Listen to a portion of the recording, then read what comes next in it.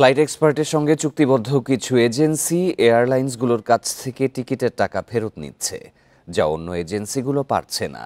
তাই এয়ারলাইন্সগুলোকে টাকা ফেরত না দেওয়ার আহ্বান জানিয়েছেন ভুক্তভোগীরা। বান্ডেল থাকলে প্রতি সেনমানিতে টাকা বাঁচবে। বিকাশ সেনমানি বান্ডেল কিনে জিতুন প্রতি লেনদেনে।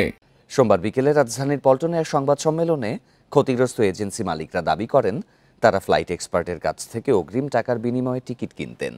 তবে তাদের যেসব টিকিট দেয়া হতো সেগুলো টাকা দিয়ে কিনত না ফ্লাইট এক্সপার্ট, বরং প্রি বুকিংয়ের মাধ্যমে এয়ারলাইন্সের কাছ থেকে সংগ্রহ করত। ফ্লাইট এক্সপার্টের সাথে চুক্তিবদ্ধ কিছু এজেন্সি এসব টিকিটের রিফান্ড এয়ারলাইনের কাছ থেকে নিচ্ছে বলে অভিযোগ ভুক্তভোগীদের। তাদের মামলায় ৩ জনকে গ্রেপ্তারও করেছে পুলিশ।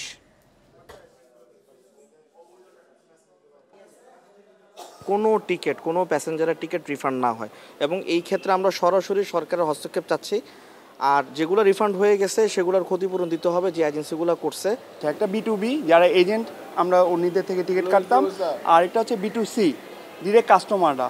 সো এখানে আসলে ভুক্তভোগীর সংখ্যা অনেক বেশি। টিকিট আমার নিজেরই টিকিট ছিল প্রায় 24।